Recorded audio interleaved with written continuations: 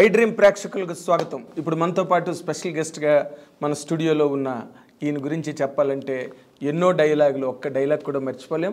అలాగే ఆయన రాసిన ప్రతి సీను గుండెకి హత్తుకుని ఎప్పటికీ మర్చిపోలేనట్టుగా ఆ సదరు సినిమాకి ఒక బలాన్ని చేకూర్చే ఒక్క ఆయుధంలా ప్రతిదీ పనికొచ్చి ఆయన రాసిన సినిమాలన్నీ సూపర్ డూపర్ హిట్లై latest megastar Chiranjeevi and mass Maharaj Ravi Teja ఇద్దరు కలిపి యాక్ట్ చేసిన పెద్ద hit master blaster Waltair Veerayya సినిమాకి మాటలు సన్నివేశాలు అందించిన ఈ మహారచయిత ఇప్పుడు మనతో పాటు స్టూడియోలో ఉన్నారు. ఆయన పేరే కోన వెంకట్.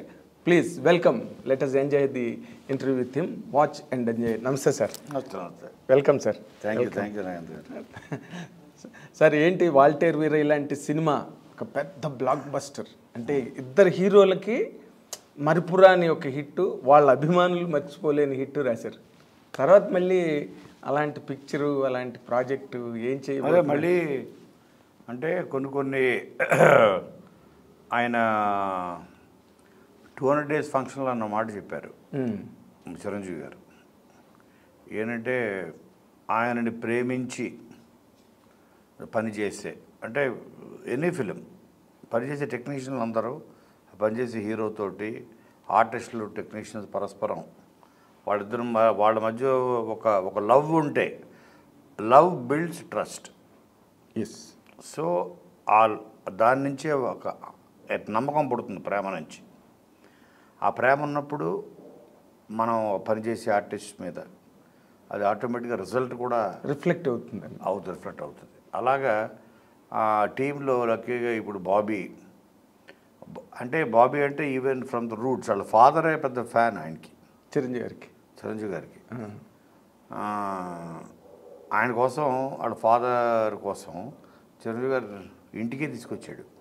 ఆయనకి సర్ప్రైజ్ ఇద్దాం, ఆయన బర్త్డే రోజు, బాబీ ఫాదర్ బర్త్డే రోజు వీళ్ళిద్దరు మాడుకొని ఆయన డైరెక్ట్గా అపార్ట్మెంట్కి వచ్చేసారు. బెల్ల కొడితే నాన్న ఓపెన్ చేయాలి, తలుపు ఓపెన్ చేసి చిరంజీవి గారు. అంటే అటువంటి అంత అభిమానం ఆయనకి. ఇంకా ఆయన అసలు ఉబ్బి దబ్బిపోయాడు. ఆయన వచ్చాడు ఏంటి చిరంజీవి గారు. అలాగా బాబీ పనిచేసినట్టు అందరూ అక్కడ. నాకు ఆయన అంటే విపరీతమైన ఇష్టం, నన్ను కూడా ఆయన అంతే ఇష్టపడతారు. అందరూ ఒక ఇష్టంతో, పరస్పరం ఒక ప్రేమతోటి, అభిమానంతో పనిచేసాం. సో దాన్ని ఎక్స్ ఫ్యాక్టర్ అంటారు. ప్రతి సినిమాకి కథ, స్క్రీన్ ప్లే, డైలాగ్స్, మంచి వీటన్నిటితో పాటు ఆ ఎక్స్ ఫ్యాక్టర్ యాడ్ అవ్వాలి. బ్లాక్ బస్టర్ అవ్వాలంటే ఎస్, కథ వర్కౌట్ అవుతుంది, కథ ట్రాన్స్మిట్ అవుతుంది ఆడియన్కి ఎలాగోలాగా. బట్ ఎక్స్ ఫ్యాక్టర్ ట్రాన్స్మిట్ అవ్వాలంటే థియేటర్లో ఆడియన్కి ఆ love and affection between the actor and technicians ఉండాలి. అది అన్సీన్ ఎలిమెంట్ కదా, బయటికి కనిపించదు. కరెక్ట్. అలాగే రవి ఉన్నాడు, రవితేజ చిరంజీవి గారు. ఆయన ఎప్పటి నుంచో అన్నయ్య అనుకుంటా. వాళ్ళిద్దరి మధ్యన గొప్ప రిలేషన్షిప్. అదే అన్నయ్య సినిమాలో తమ్ముడు క్యారెక్టర్ కూడా చేశాడు కదా.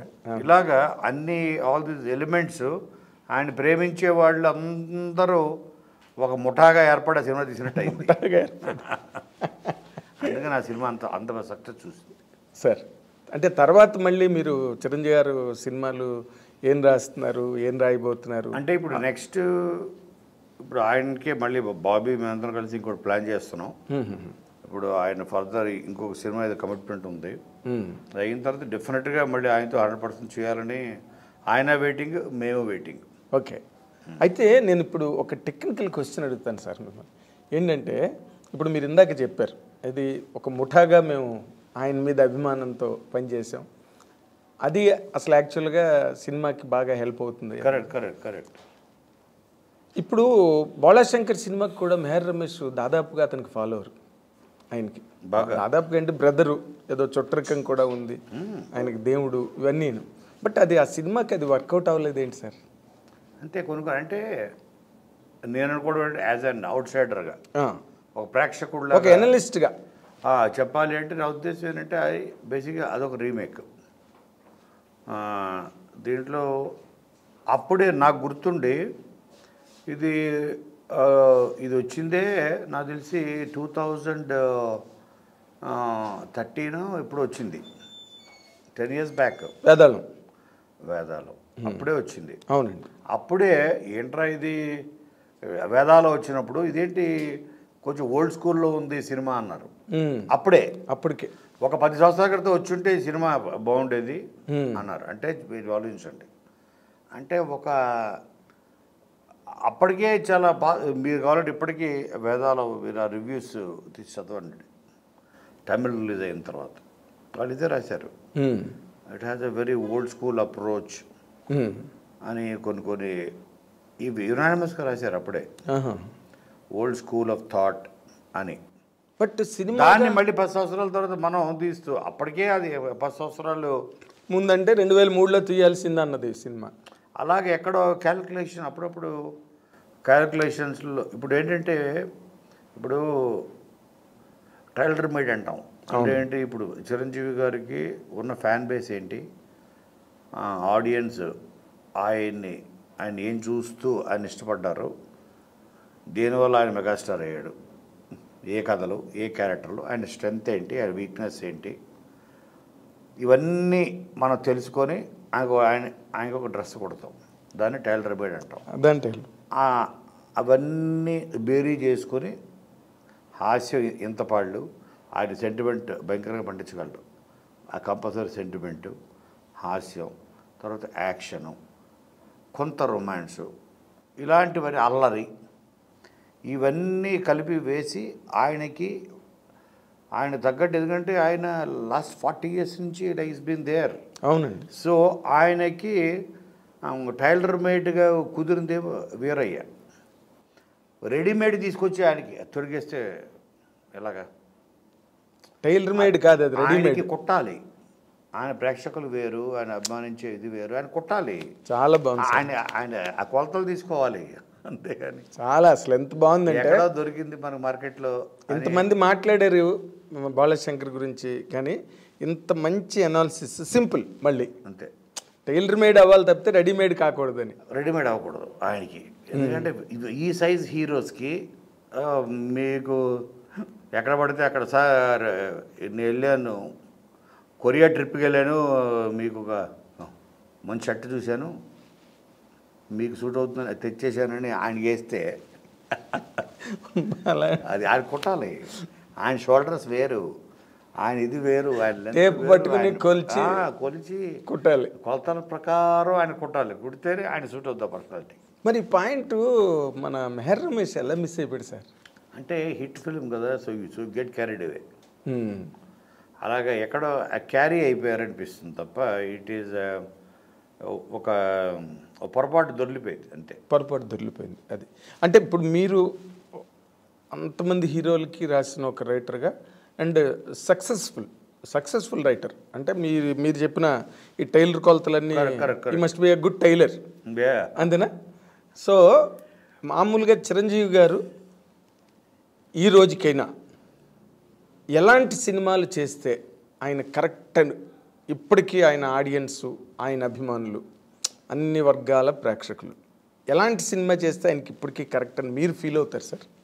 వెళ్తారు వీరయ్య, అంతేనా? అంతే సింపుల్. ఇప్పుడేగా వచ్చింది అది, సంవత్సరమే కదా, జనవరే కదా, జనవరి ఈ సంవత్సరం. సో అంటే ఆయన కెరియర్లోనే హైయెస్ట్ అది, హైయెస్ట్. అవును, అసలు అన్బిలీవబుల్. అసలు అది 130 crores share 130 crores share plus non theatrical 200+. అంటే ఆయనకి అలాంటి సినిమాలు చేస్తేనే ఆయన చూస్తారు కదా. అంటే దాంట్లో కొంత యూనివర్సల్ ఎమోషన్స్ బ్రదర్స్ మధ్య ఉంటూ, ఆయన నుంచి కోరుకునే అల్లరి ఇవన్నీ ఉంటూ, ఒక హీరోయిజం ఎలివేషన్స్, ఆ ఇంటర్వల్ బ్లాక్ ఉంటుంది, ఇవన్నీ ఉంటూ పర్ఫెక్ట్ టైలర్ మేడ్. అదే ఇంకా మన ఎగ్జాంపుల్. ఆయన ఎలాంటి సినిమాలు చేయాలంటే అలాంటి సినిమాలు చేయాలి. ఇప్పుడు నాకు చాలామంది చెప్పారు, ఇప్పుడు జైలర్ సినిమా వచ్చింది, జైలర్ సినిమా వచ్చిన తర్వాత చాలామంది చూసా, రజనీకాంత్ ఆయన ఏజ్ తగ్గట్టు చేశాడు, ఆయన తాతలాగా, దాంట్లో మళ్ళీ హీరోయిజము, దాంట్లో ఎలివేషన్స్, అలా చేయాలి కదా చిరంజీవి గారని మా కజిన్స్, మా ఇంట్లో వాళ్ళు అని అంటే, ఇప్పుడు ఆయన తాత చేశాడు కాబట్టి ఇది కూడా తాత చేయాలనా? No, like should play to his age. సరే మీ పాయింట్ ఆఫ్ వ్యూలో వాల్తేరు వీరయ్యలో ఆయన ఏజ్ ఎంత ఉంటుంది అని అడిగాను. No answer. ఎప్పుడు కూడా సినిమా చూస్తున్నప్పుడు ఏజ్ వైపుకి దృష్టి వెళ్ళకూడదు. సో ఎందుకంటే actors, stars especially they are beyond age. Age is a number వాళ్ళకి తప్పితే వాళ్ళకి. సో వాళ్ళకి సూట్ అయిందా లేదా ఆ క్యారెక్టర్ అంతే. ఇప్పుడు ఆ సూట్ అయింది అంటే ఇట్ డజంట్ మ్యాటర్. బట్ అందులో ఇప్పుడు రజనీకాంత్ గారు ఒక తాతగా జైలర్ సినిమా తాత చేశాడు కాబట్టి ఆయన కూడా తాత పాత్రలు చేసి తాతలో హీరోయిజం అది మళ్ళీ రాంగ్ అది. సో ఆ కంపారిజనే రాంగ్. ఇప్పుడు మరి వాల్తేర్ వీరయ్యలో you call him young or you call him old. So అది మీరు చెప్పలేం కదా. అవును, ఆయన ఏజ్ తగ్గట్టు వెళ్ళిపోయింది అది. ఆయన అందులో పర్ఫెక్ట్గా ఆ వీరయ్య క్యారెక్టర్లో ఆయన ఫిట్ అయిపోయాడు. ఫిట్ అయ్యారండి. Maybe like looks 40+. అంతే అంతే అంతే తప్ప ఇప్పుడు ఆయన ఇప్పుడు ఎలాంటి సినిమాలు చేయాలి అని మీరు అడిగిన ప్రశ్నకి ఇదే మా ఇంట్లో ఫ్యామిలీ గ్యాదరింగ్లో మా ఫ్రెండ్స్లో గ్యాదరింగ్ జరిగినప్పుడు ఇదే అందరూ ఈ ప్రశ్న వచ్చినప్పుడు ఇలా జైలర్ సినిమాల తాతగా అలా చేశారు రజనీకాంత్, ఈయన కూడా చేయొచ్చు కదా. ఆయన చేశారు, నేను ఎందుకు చేయాలి? మరి ఆడిందిగా ఒక పక్కన వాల్తేర్ వీరయ్య.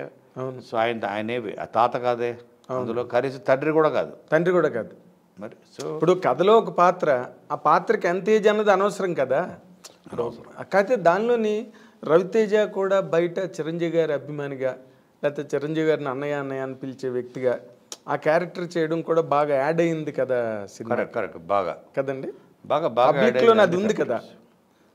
రవితేజ అన్నయ్య అని పిలవడం, రవితేజ చిరంజీవి గారి అభిమాని అంటే అందరూ ఒక కంకణం కట్టుకొని ఈయనకు ఒక పెద్ద హిట్ ఇవ్వాలి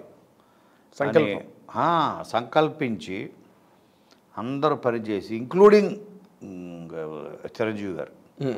ఆయనకి ఫస్ట్ ఏంటంటే టీం నచ్చాలి, టీం ఆయనతో సింక్ అవ్వాలి. ఆయనకున్న అనుభవంలోంచి చాలా చాలా టక బుల్లెట్స్ లాగా వదులుతుంటాడు పాయింట్లు. అందులో కరెక్ట్ బుల్లెట్ పట్టుకొని అడాప్ట్ చేసుకుంటే మనది నెక్స్ట్ లెవెల్కి వెళ్తుంది. అలాగా ఈయనేంట్రా ఆయన హీరో కదా వచ్చి యాక్ట్ చేసి వెళ్ళిపోకుండా ఆయనకి ఎందుకు? ఆయనలో ఎందుకంటే మనకు తెలియకుండా నెంబర్ ఆఫ్ ఫిలిమ్స్ చేసిన తర్వాత ఇప్పుడు ఆయన 150+. సో అన్ని సినిమాలు చేసిన ఆయన అనుభవంలోంచి వచ్చేది దానికి చాలా వాల్యూ ఉంటుంది. ఇదేంటి ఇక్కడ రాంగ్ వెళ్తుందేమో చూసుకోండి, ఇక్కడే ఇలా వస్తే బాగుంటుందేమో అని. ఎందుకంటే ఆయన ఎన్నో క్యారెక్టర్లు ఎంతోమంది అనుభవజ్ఞులైన టెక్నీషియన్స్ తోటి, డైరెక్టర్స్ తోటి, రైటర్స్ తోటి పనిచేసి ఆయన మా దగ్గరకు వచ్చాడు. సో దాంట్లోంచి ఆయన పైగా ఈ నాట్ ఫోర్స్ ఎనీబడి, మీకు అది నచ్చితేనే తీసుకోండి, ఊరికే సలహా వరకు సూచన వరకు. నేను చెప్పాను కదా అని అయ్యో ఇదేంటి ఇప్పుడు ఇది పెట్టేయాలి, ఇప్పుడు అన్న చెప్పాడు అని మాత్రం ఆలోచించద్దు. అది బాగాలేదు తీసి పక్కన పెట్టేయండి, బాగుందా దాన్ని థింక్ చేయండి. అలాగా లాస్ట్ మినిట్ వరకు, లాస్ట్ సెకండ్ వరకు ఆయన ఎప్పుడు మాకు టువర్డ్స్ క్లైమాక్స్ ఆయన ఫ్రమ్ ద బిగినింగ్ ఎంత బాగుంది. ఆ క్లైమాక్స్లో చాలా ఎంత ఉంది కదా అది అని ఆయన షూటింగ్ కూడా చేసేసాము, ఎడిటింగ్ జరిగిపోతుంది, ఏదో చేయాలి ఇక్కడ, ఏదో చేయాలి అని ఆయనకి నిద్ర పట్టేది కాదు. రిలీజ్ దగ్గరకు వస్తుంటే ఫైనల్గా మేము ఒకటి క్రాక్ చేసాం టీం అందరం చేసి, ఏంటి ఎడిటింగ్లో దాన్ని మరి అది మేము అది క్రాక్ చేసి మళ్ళీ ఆయనకు చెప్పాం, మీరు అనుకుంటుంది ఫెంటాస్టిక్ ఇదే కదా అని. ఫైనల్ రీల్ వెళ్ళిపోతుంది RR. అప్పుడు ఇది లాక్ చేసి రిలీజ్ డేట్ ఒక పక్కన చివరి క్షణం దాకా పనిచేసేవాళ్ళం. అలా పనిచేసి అంటే మళ్ళీ రీషూట్కి వెళ్ళారా సార్? రీషూట్ కాదు, ఎడిట్లో ఎక్కువ మరి తీస్తే ఆ కథ పోతుంది కదా, ఇది కదా అది కదా అంటే మనం ఓపెన్ చేద్దాం అని దాన్ని షార్ప్ చేసి వాయిస్ ఓవర్ పెట్టేసి 10 నిమిషాలు ఉన్న బ్లాక్ని 2 minutes పట్టుకొచ్చేసి ఓకే ఆ వాయిస్ ఓవర్ హెల్ప్ తోటి అవన్నీ షార్ట్స్లో మనం చెప్పేస్తే అవి విలన్ కథని అయిపోతుంది కదా అని. ఇలాగ అంటే చెప్పేది ఏంటంటే కాన్స్టెంట్గా ఆయన ఆయన నిద్రపోరు, అందరినీ అలర్ట్గా ఉంచుతూ ప్లస్ ఆ ఈగోకి తీసుకున్నామా అవుట్, ఆయన చెప్పేదాన్ని ఆయన మనకు చెప్పడం ఏంటి అది లేదా అనుకుంటే మనం తప్పరాడు వేసేసినట్టే. పైగా ఆయన ఫ్రీడమ్ ఇస్తారు, మీకు చాలా లిబరల్గా ఉంటారు. తీసుకోండి 10 చెప్తా, ఆ 10లో 1 బాగుంటుంది కదా, 2 బాగుండొచ్చు కదా, మనకు పనికి రావచ్చు కదా. ఆ 10 మీద కూడా మనం పాజిటివ్గా మన చెవులు పెట్టి వింటే అందులో మనకి 2 ఎక్స్ట్రాడినరీ దొరుకుతాయి. అలాగా అంటే అది జరగాలంటే ఫస్ట్ ఆయన నమ్మాలి. ఆయన నమ్మాలంటే ఆయన మీద ప్రేమ ఉండాలి. ఆయన మీద ప్రేమ ఉన్నదన్న విషయం ఆయన నమ్మాలి. నమ్మే అంత ప్రేమ వీళ్ళ దగ్గర ఉండాలి. అది అందుకనే again back to love builds trust. అది ఆయన మీద ఉన్న నాకు తెలిసి టీంలో అందరూ చివరి అసిస్టెంట్ డైరెక్టర్ వరకు కూడా ఆయన ప్రేమించి ఆరాధించే వాళ్ళే పనిచేశారు ఆయన చుట్టూ ఆ సినిమాకి. అవును సార్, అది నేను 100% నేను నమ్ముతాను. ఎందుకంటే టీం మెంబర్స్ అందరూ నాకు right from director, right from మీరు అందరూ ఆయన అంటే అసలు ఫోటో పెట్టుకుని పూజించుకునే అంత ప్రేమ అభిమానాలు ఉన్నాయి ఆయన మీద. అయితే ఇంకొక టెక్నికల్ క్వశ్చన్ సార్, ఇప్పుడు నార్మల్గా చిరంజీవి ఇప్పుడు యంగర్ జనరేషన్తోనే చేయడానికి ఎక్కువగా ఇప్పుడు ఆయనకు కావాలనుకుంటే ఒక మణిరత్నం రాగలడు, లేకపోతే ఒక శంకర్ రాగలడు, లేకపోతే ఇంకోళ్ళు రాగలడు.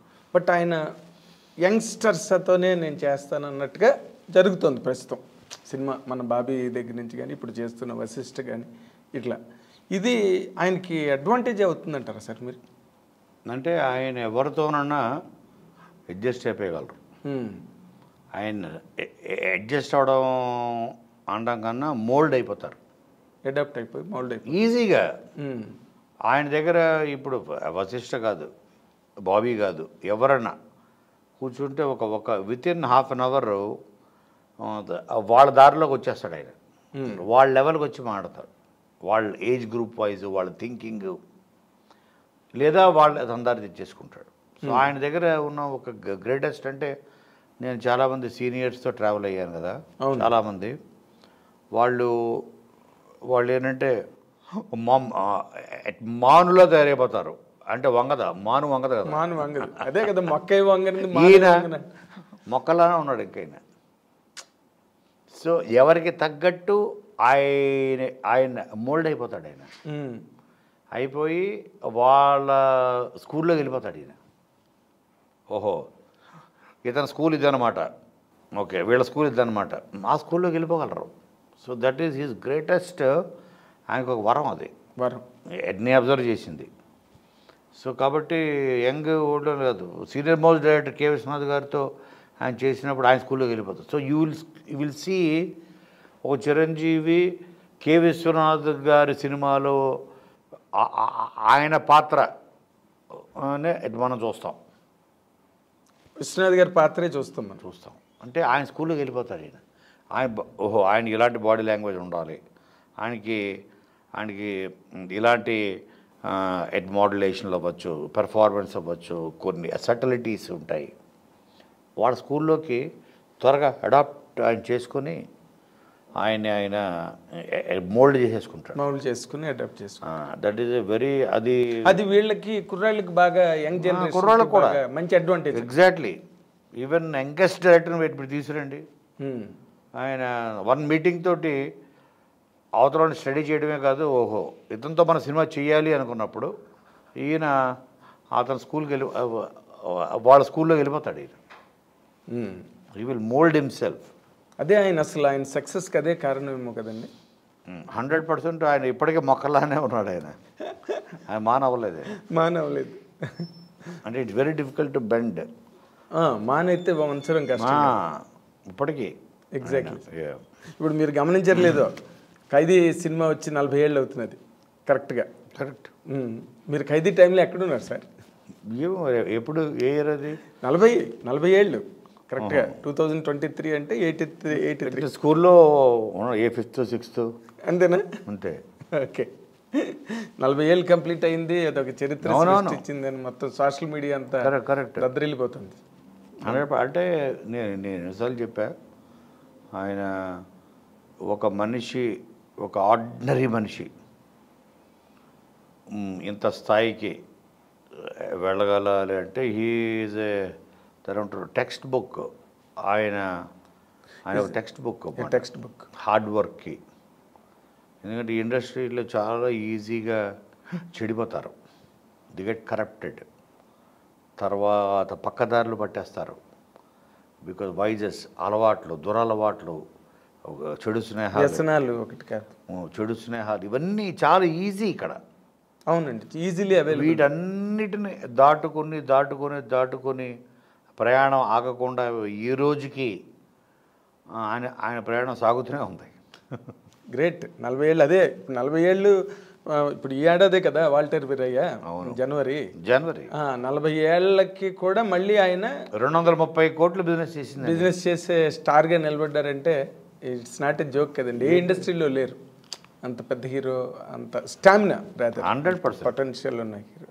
ఇప్పుడు next coming to the general టాపిక్లోకి వచ్చినప్పుడు, ఈ మధ్య రోజుల్లో మీరు కనుక గమనిస్తే ఎక్కువగా హారరు లేదా ఈ చేతబళ్ళు, ఈ కైండ్ ఆఫ్ డామినేషను మన తెలుగు సినిమా కథల మీద ఎక్కువగా కనిపిస్తున్నాయి సార్. అసలు అది ఆ ట్రెండ్ మీద మీరు ఏం కామెంట్ చేస్తారు సార్? ఒక ఎగ్జాంపుల్ ఇప్పుడు పొలిమేర ఉంది, పొలిమేర వస్తుంది రేపు, సత్యరాజేష్ది. అవును, రేపు థర్డ్ రిలీజ్ అది పొలిమేర. అండ్ ఆల్మోస్ట్ అంతకుముందు వచ్చిన విరూపాక్ష కూడా దాదాపుగా కాంతారా. కరెక్ట్. ఇది ఈ ట్రెండ్ ఏంటి? దీని మీద ఏం కామెంట్ చేస్తారు మీరు? ఏం లేదు, ఇప్పుడు మీరు ఏ కథనా చెప్పండి, ఆడియన్స్ అన్నవాళ్ళు దే ఆర్ సో ప్యూర్. మీరు ఏ కథనా చెప్పండి, సంబంధం లేని ఒక జాంబీస్ కథ చెప్పాడు ఏదో సినిమాలో ప్రశాంత్ వర్మ. అవునండి, జాంబిరెడ్డి. ఆ జాంబీస్ అంటే తెలుసు అసలు మన వాళ్ళకి, అది కూడా చూశారు, ఆడింది. అంటే మనం చెప్పే దాంట్లో కొత్తదనం, తర్వాత వాళ్ళకి బోరు కొట్టించుకుంటే ఓహో ఇలా కూడా ఉండదు, ఒక కొత్త ప్రపంచం. వాళ్ళకి చూసిందే చూసి వాళ్ళకి బోరు కొడుతుంది. వాళ్ళకి కూడా కంటెంట్ చాలా ఉంది మన చుట్టూ, అంటే ఓటీటీల రూపంలో, శాటిలైట్స్ రూపంలో. సో ఒక థియేటర్కి రావాలి, కొత్త సినిమాని ఎంకరేజ్ చేయాలి అంటే దాంట్లో ఏదో కొత్తదనం, కాన్సెప్ట్ని వాళ్ళని అట్రాక్ట్ చేయాలి, కనెక్ట్ అవ్వాలండి. అట్రాక్ట్ చేసి ఇదేదో థియేటర్కి వెళ్ళి చూడాలి మనం, ఓ 3 వీక్స్ 4 వీక్స్ తర్వాత ఓటీటీలో వస్తుంది కదా అన్న థాట్ నుంచి దాటుకొని థియేటర్ వైపు వాడు వెళ్ళాలంటే దాంట్లో కొత్తదనం ఉండాలి. సో ఇలాంటివి ఇప్పుడు ఈ పొలిమేర లాంటివి కానీ, కాంతార లాంటివి కానీ, విరూపాక్ష లాంటివి కానీ, ఆ కొత్తదనం, కొత్త విజువల్, ఒక కొత్త ప్రపంచం, ఏదో కొత్త కంటెంట్ ఏదో చూపించాడు, ఆహా కొత్తగా ఉంది కదా అంతే అన్నది. దానివల్ల వీటి సక్సెస్కి అదే రీజన్ దోహదపడుతున్నాయి. 100% ఏంటి, ఆటోమేటిక్గా మీకు ఆ జోనర్లో మీకు ఒకటి హిట్ అయితే ఇంకోళ్ళు అదే జోనర్ వెనకాల అందరూ కూడా ఫాలో అవుతారు. అవునండి. సో వచ్చినవన్నీ హిట్ అవ్వాలి లేదు, బట్ వాటిలో కొత్త మనం రెగ్యులర్ నుంచి ఏవేగా ఆ ప్రపంచం కనబడతాయి. అదేలేండి, లవ్ స్టోరీస్ దగ్గర నుంచి రెగ్యులర్గా విలన్ వర్సెస్ హీరోలు, లవ్ స్టోరీలు, వీటన్నిటి నుంచి ఏవేగా కొత్తగా అనిపించగానే స్పైన్ చిల్లింగ్గా ఉంటాయి. పైగా అప్పుడు మేము 2013 అనుకుంటా, 13-14 గీతాంజలి తీసాం. ఫస్ట్ హారర్ కామెడీస్లో మన తెలుగులో అదొక పైనీర్ అయిపోయింది. అవును. ఆ తర్వాత చాలా సినిమాలు వచ్చాయి వెనకాల. అవును సార్, చాలా వచ్చాయి, దాంట్లో చాలా ఆడాయి కూడా. అవును, ఓకే, చాలా ఆడాయి. ఆ తర్వాత రాజు ఏదైనా అప్పుడు గీతాంజలి పాత్ బ్రేకింగ్ అయింది. పాత్ బ్రేకింగ్ హారర్లో కామెడీ పెట్టచ్చు అని, అవును, లాట్ ఆఫ్ హ్యూమర్ మిక్స్ చేయొచ్చు అని. ఇప్పుడు గీతాంజలి మళ్ళీ వచ్చిందని చేస్తున్నాం. ఇప్పుడు ఆ షూటింగ్ జరుగుతుంది. గీతాంజలి మళ్ళీ వచ్చింది. గీతాంజలి 2 గీతాంజలి మళ్ళీ వచ్చిందని చేస్తున్నాం. సో ఇది నెక్స్ట్ లెవెల్లో ఉండాలన్నది ప్రయత్నం అవుతుంది. ఆల్మోస్ట్ 50% అయిపోయింది. ఓకే, అంటే ఇప్పుడు అది కూడా ఈ మన గీతాంజలి మౌల్డ్లోనే ఉంటుంది. సేమ్ దాని ఎక్స్టెన్షన్. ఆ తర్వాత ఏం జరిగింది అన్నది ఇప్పుడు సినిమా. ఓకే, గీతాంజలి తర్వాత ఎక్కడైతే సినిమా ఆగిందో, గీతాంజలి ఎండ్ అయిందో అక్కడి నుంచి స్టార్ట్ అవుతుంది మళ్ళీ. ఓకే, గీతాంజలి 2. ఓకే, నాకు మీ ప్రయాణం చాలా విచిత్రంగా ఉంటుంది సార్. ఎందుకంటే ఓ పక్కన అన్నీ చాలా పెద్దవి, అసలు అగ్నిపర్వతాలు లాంటివి మోస్తూ ఉంటారు. పక్కకు వచ్చేసరికి గీతాంజలి మళ్ళీ వచ్చింది. గీతాంజలి, శంకరాభరణం, మళ్ళీ ఈ సినిమాలు కూడా హ్యాండిల్ చేస్తుంటారు. ఈ ట్రావెల్ మీకు ఎలా అనిపిస్తుంది సార్? అంటే ఇప్పుడు యాజ్ రైటర్గా నేను అనుకోకుండా ఇప్పుడు వెంకీ నుంచి అమ్మ తమిళమ్మ నుంచి నేను రాసినవన్నీ పెద్ద హీరోస్కి ఇటు రాశా. అలా అనుకోకుండా పడింది ఒక అప్ టు యూనో ఇంకా ఇప్పటికీ కంటిన్యూ అవుతుంది. ఒక పక్కన చిరంజీవి గారు, పక్క ఇప్పుడు మహేష్ బాబుతో దూకుడు, ఎన్టీఆర్ తోటి 4 ఫిలిమ్స్ ఎన్టీఆర్ తోటి. అవును. జైలవకుశ, బాద్షా, అదుర్స్, సాంబా 4 ఫిలిమ్స్ ఎన్టీఆర్తో. సో ఈ పెద్ద హీరోస్ తోటి బిగ్ స్పాన్ ఉన్న ఫిలిమ్స్ చేస్తూ పైన ప్యారలల్గా ఒక చిన్న కాన్సెప్ట్ ఫిలిమ్స్ కూడా చేస్తూ ఉంటే మనలో ఉన్న రైటర్కి 100% సాటిస్ఫాక్షన్ ఉంటుంది అన్న దాంతో ఈ ప్యారలల్ సినిమా లాగా. అదే చాలా, ఎందుకంటే ఎవరు films writing, small films writing and producing. నేను రాయింది ప్రొడ్యూస్ చేయనిది. ఓకే. నేను వేరే వాళ్ళ కథలు, వేరే వాళ్ళది అంటే వాళ్ళు ఒక స్టోరీ తెచ్చుకుంటే మీరు దాన్ని చేస్తారా, లేకపోతే మీ స్టోరీ? నాకు స్టోరీ నచ్చినా, ఇప్పుడు లెట్స్ ఫర్ ఎగ్జాంపుల్ గీతాంజలి ఉంది, కథ నాది కాదు, కథ ఆ డైరెక్టర్ తెచ్చాడు రాజ్ కిరణ్ అని. బట్ ప్యూర్ హారర్, నేను ప్యూర్ హారర్ అయితే నేను చేయనమ్మా, దీన్ని నేను నా స్టైల్ హారర్ కామెడీ అయితే చేద్దాం, నాకు కథ నచ్చింది, దీనిని స్క్రీన్ ప్లే నువ్వు నాకు ఫ్రీడమ్ ఇస్తే నేను చేస్తా, ఇది ప్రొడ్యూస్ చేస్తా, నేను డైరెక్ట్ చేస్తా. ఇంకోసారి డన్ అన్నాడు. దాన్ని అప్పుడు ఆ హారర్ని హారర్ కామెడీ చేశా. అదే మీ స్టైల్లో చెప్పారు హారర్ని. ఎగ్జాక్ట్లీ అలాగా. కథ నాది అయినా కాకపోయినా దాన్ని నా స్కూల్లోకి తెచ్చి అవతల వాళ్ళకి ఇష్టమైతే కథ తెచ్చినట్టు. లేదా ఇప్పుడు గీతాంజలి 2 ఉంది, నా కథ అది, గీతాంజలి మళ్ళీ వచ్చింది. సో అలా ప్యారలల్గా ఒక కాన్సెప్ట్ ఫిలిమ్స్ని కూడా బతికించాలి. Small films can see big results. Work out అయితే ఇట్ సర్ప్రైజ్. దానికి వచ్చే హీరోయిజం కూడా వేరే, దాని సెలబ్రేషన్ వేరేగా ఉంటుంది, వేరే ఉంటుంది. దాని సెలబ్రేషన్ అన్బిలీవబుల్గా ఉంటుంది. అది ఆయన ఒక ఈవి సత్యనారాయణ గారు ఒక్కడే చేసాడు ఆ టైంలో. ఆయన పెద్ద హీరోలతో చేస్తూ ఉండేవాడు, మళ్ళీ పక్కనే ఆమె అని అదని ఇదని చేస్తూ. చాలా ఇంపార్టెంట్. ఎందుకంటే పెద్ద హీరోల సినిమాలన్నీ కూడా ఎందుకంటే ఒక పెద్ద ఆర్మీలా పనిచేస్తారు, 100 మంది దాని వెనకాల. బట్ అల్టిమేట్గా ఇట్ బికమ్స్ చిరంజీవి సినిమా అవుతుంది, వాళ్ళతో వీరయ్య. అది కోన వెంకట సినిమా అవ్వదు, చిరంజీవి బాబీ సినిమా అవుతుంది. అదే నదులన్నీ కలిసి సముద్రంలో ఎగ్జాక్ట్లీ. మేమందరూ పాయలు అంతే, చిన్న చిన్న పాయలన్నీ కలిసి చిరంజీవి గారు సముద్రంలో. అది ఆ నది బాబీ అయితే మేమందరం పాయల కింద నదిలో చేరి నది తీసుకెళ్ళి సముద్రంలో కలిపాం. సో బట్ ఇక్కడ అనుకోండి కాన్సెప్ట్ ఫిలిమ్స్, ఇప్పుడు నేను కోనా ఫిలిం కార్పొరేషన్లో ఇప్పుడు నేను తీసినవి ఇవన్నీ ఏంటంటే కర్త కర్మ క్రియ అన్నీ మీరే. సో దానికి వచ్చే హీరోయిజం వేరు, ఒక ఎన్నుకోరి దానికి వచ్చిన హీరోయిజం వేరు. ఓహో, ఒక మంచి హార్ట్ టచింగ్ స్టోరీ కూడా అడాప్ట్ చేసుకోగలడు అనే ఒక పేరు విత్ నిన్ను కోరి. అలాగే గీతాంజలి హారర్ కామెడీ, అలాగే ఒక నీవెవరో థ్రిల్లరు, ఇలాంటి కాన్సెప్ట్ ఫిలిమ్స్. ఇప్పుడు నెక్స్ట్ మళ్ళీ శ్రీవిష్ణుతో కూడా ఒక వెరీ డిఫరెంట్ కాన్సెప్ట్ ఫిలిం ఒకటి స్టార్ట్ చేస్తున్నాం డిసెంబర్ జాన్ నుంచి. ఓకే. జాన్ నుంచి కోనా ఫిలిం కార్పొరేషన్. అది కూడా వెరీ డిఫరెంట్ కాన్సెప్ట్లో ఉంటుంది అది. అదే అతను కూడా ఈ మధ్య మంచి సక్సెస్ సామాజిక వర్గం శ్రీవిష్ణు. డెఫినెట్గా ఆల్మోస్ట్ మీ ప్రోడక్ట్ కింద చెప్పచ్చా? చెప్పలేదు అసలు. ఓకే. ఇది ఇప్పుడు మీరు అన్నట్టుగా ఇప్పుడు మీరు చేస్తున్న ఈ చిన్న సినిమాలు నాకు తెలిసి మీరు ఒక్కరే చేస్తున్నారు. అంటే ఒక పెద్ద బ్లాక్లో ఉన్న వ్యక్తి బయటకు వచ్చి ఈ చిన్న సినిమాలు అంతమందికి లైఫ్ ఎంప్లాయ్మెంటు, అందులో ఎవరు మళ్ళీ ఓ బాబీ అవుతాడో, మళ్ళీ ఇంకొకడు శివ నిర్వాణ ఎవడవుతాడో తెలియదు, నాని ఎవడవుతాడో తెలియదు. కరెక్ట్. ఏం సార్? అలాగే ఇప్పుడు గీతాంజలి మళ్ళీ వచ్చిన తోటి శివ తొర్లపాటి అని ఒక కొత్త డైరెక్టర్ని పరిచయం చేస్తున్నాం. అతను అట్లాంటా, అతను అమెరికా, ఇక్కడ ఒక కొరియోగ్రాఫర్గా గ్రూప్ డ్యాన్సర్గా పనిచేస్తూ ఇక్కడ అవకాశం మన రఘు శేఖర్ మాస్టర్ వీళ్ళందరూ బ్యాచే. ఓకే. ఆ టైంలో ఇక్కడ ఇతను అవకాశాలు రాక సరే అని చెప్పి ఏదో అమెరికా అవకాశం వస్తే అమెరికా వెళ్ళిపోయాడు. తన వైఫ్ సాఫ్ట్వేర్.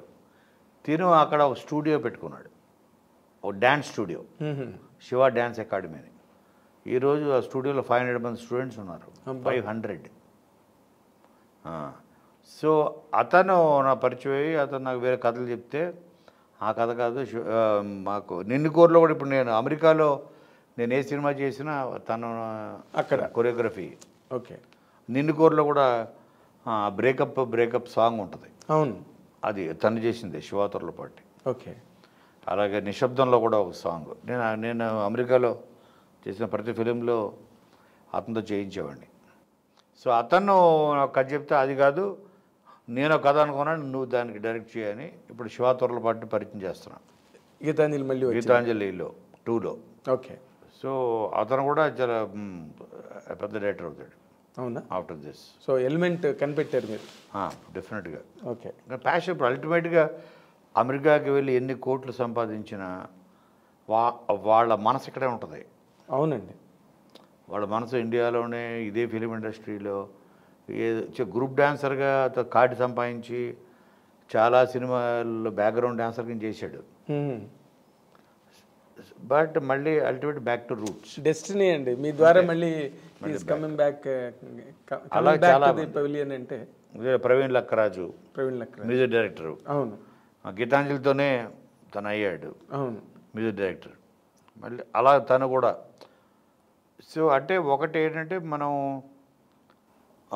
హిట్ ఫిలిమ్స్ ఇవ్వడం కన్నా ఒక డైరెక్టర్ మనం తయారు చేయగలిగితే, ఒక మంచి సెన్సిబిలిటీని గుర్తించగలిగితే మనం తయారు చేసేది ఉంది. అతను తెలివితేటలు అతన్ని దీంట్లో వస్తుంది, అప్బ్రింగింగ్లో వస్తుంది, అతని అండర్స్టాండింగ్లో వస్తుంది.